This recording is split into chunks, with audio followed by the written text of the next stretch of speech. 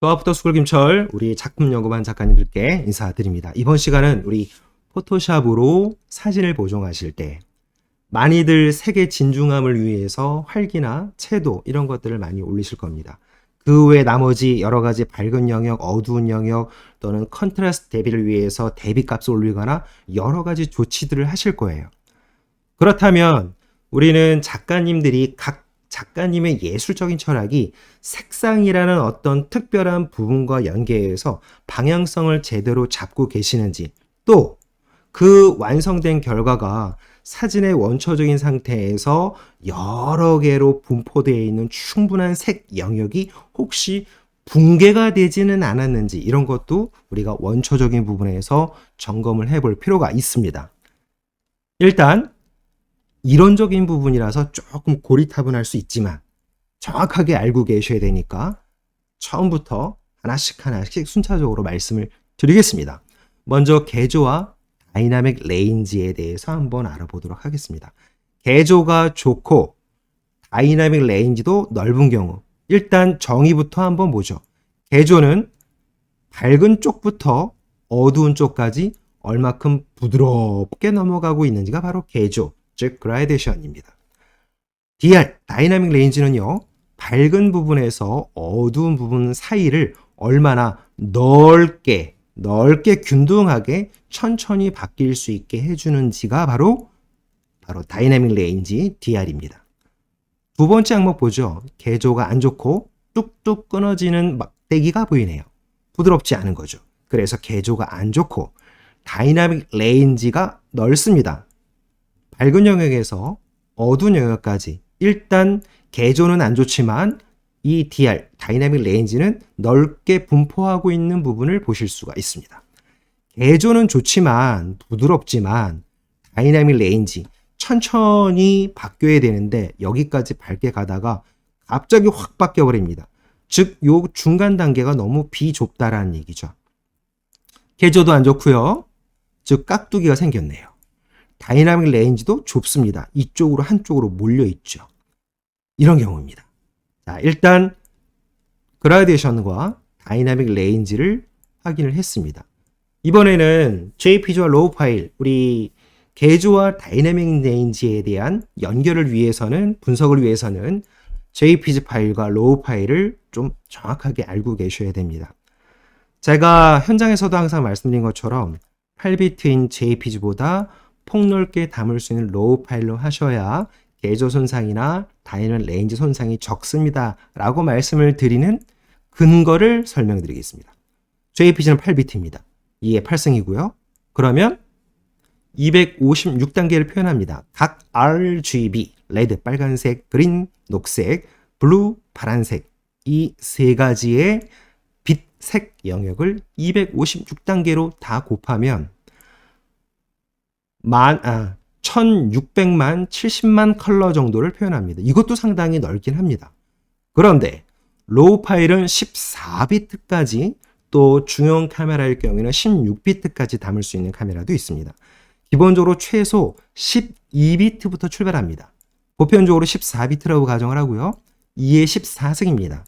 그러면 각 채널별로 16384단계를 표현할 수 있으니까 이거를 세 가지로 분류하면 상상을 초월할 수 없는, 상상을 초월하는 천문학적인 이런 컬러를 표현을 하게 됩니다. 그래서 이 부분들은 디지털로 우리가 눈으로 볼 수 없는 범주까지 카메라는 다 담아 놓습니다. 그래서 조종 슬라이더를 많이 움직여도 DR이나 개조가 많이 붕괴되지 않는 이유이기도 하지요. 대신 JPG나 로우 파일이나 찍어보고 모니터로 봤을 때 비슷한데요 라고 하는 그 부분에 대한 말씀은 모니터가 8비트이기 때문에 그렇습니다. 그러니까 8비트 일반 모니터로 보시는 작가님들은 이렇게 담아 놓으시는 것은 당연하지만 이만큼을 일단 보실 수가 없으니까 8비트까지밖에 출력이 안 되는 모니터로 보니까 14비트 로우 파일과 JPG 파일이 보정 전에는 똑같아 보일 수밖에 없는 거죠. 그런데 전문가급 모니터에 10비트 이상 모니터를 쓰시는 작가님들은 JPG 로우 파일은 어느 정도 차이가 일단 1차적으로 분리가 됩니다.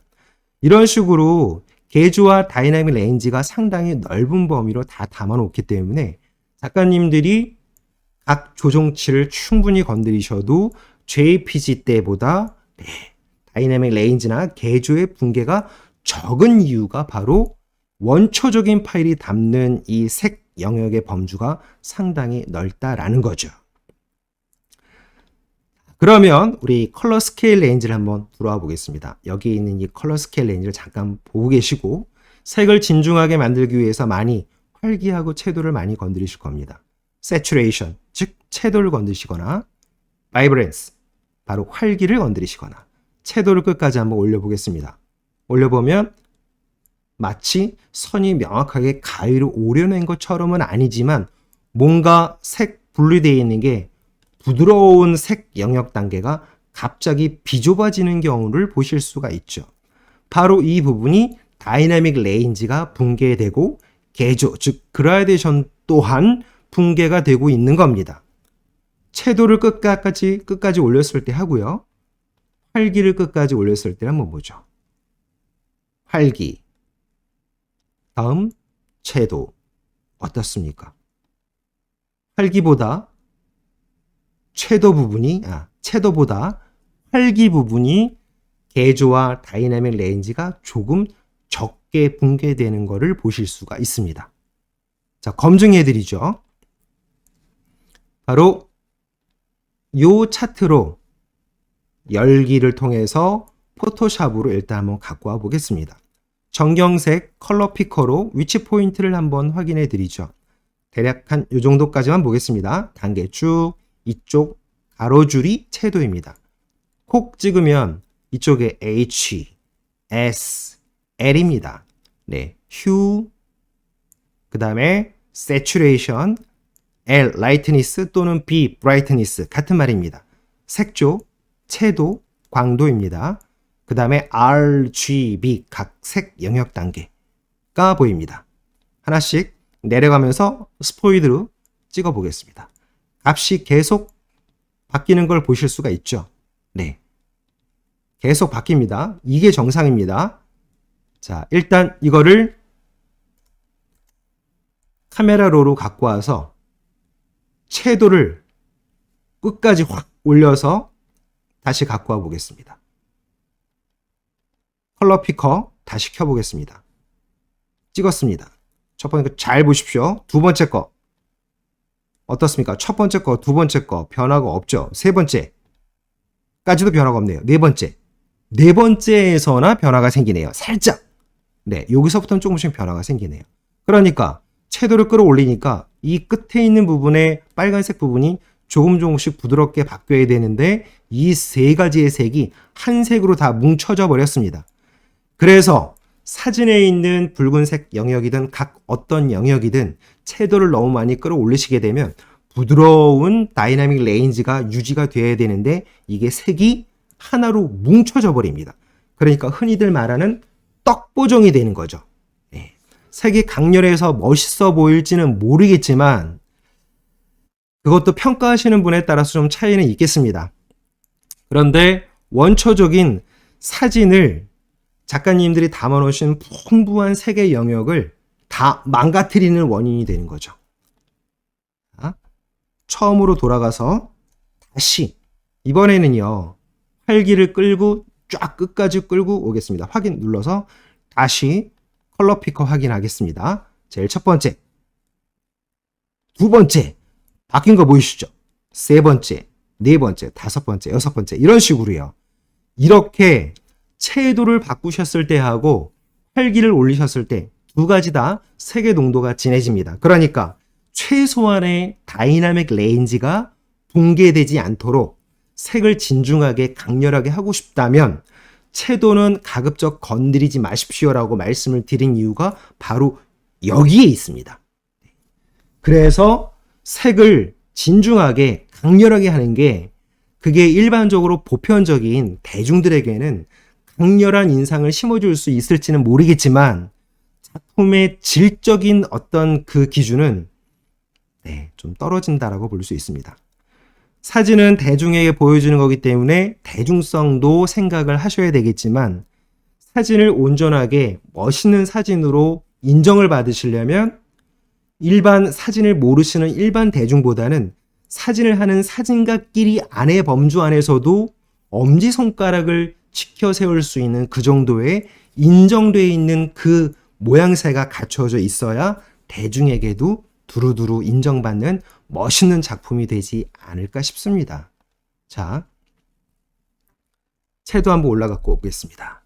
채도 확 올리시면 요 경계 부분들 다 보이시죠? 이렇게 라인들이 다 붕괴가 된다고요. 활기를 올려보겠습니다. 활기도 물론 개조가 붕괴가 되지 않는 건 아닌데 채도를 쫙 끌어올렸을 때 이 상황 하고요. 활기를 쫙 끌어올렸을 때 하고 상황은 완전히 다릅니다. 다른 사진도 한번 또 다시 채도 끌어올리면 뭔가 강렬한 사진, 강렬한 하늘처럼 보이긴 하지만 이거는 비현실적인 거거든요. 만약에 사진의 장르가 디지털 아트, 회화적 아트라고 한다면 그건 말이 될 수 있습니다. 그런데 일반적인 풍경일 때 너무 과도한 이런 채도 상승은 사진을 모르는 일반인한테도 좋은 평가를 받을 수 없는 사진이 될 수밖에 없는 거죠. 활기. 마찬가지 개조는 붕괴되지 않지만 항상 올리실 때 개조가 붕괴되지 않는 정도의 범위에서 하시는 것을 꼭 권해드리는 이유가 그런 이유입니다. 자, 다시 확인해 보죠. 마찬가지 아까 말씀드렸던 것처럼 채도 올리시면 이렇게 경계 부분이 물론 채도도 다이나믹 레인지가 붕괴되지 않는 정도의 범위가 물론 있습니다만 활기가 조금 더 유연하다라는 말씀을 드리고 싶습니다. 됐습니다. 일단 1차적인 단계는 여기서 개조, 다이내믹 레인지, 활기와 채도 이 변화에 대한 부분을 알아봤습니다. 계속 이렇게 우리 이제 후보종 하실 때 어느 부분을 얼마큼 정도까지 건드리시는 거는 정해져 있는 기준은 아니지만 그래도 이 보정 프로그램에 대한 알고리즘을 정확하게 알고 작가님들의 멋진 작품이 너무 과도한 보정으로 인해서 뭔가 사진의 질이 떨어지지 않게끔 이렇게 할 수 있는 방법들을 하나씩 찾아드리고 싶습니다. 자, 첫 번째는 기본적인 내용, 기본 이론 내용 말씀드렸고요. 다음부터는 또 색 컬러 그레이딩이라든가 색상 혼합 부분에 대해서 조금 더 자세하게 다시 또 계속 이어가도록 하겠습니다. 감사합니다.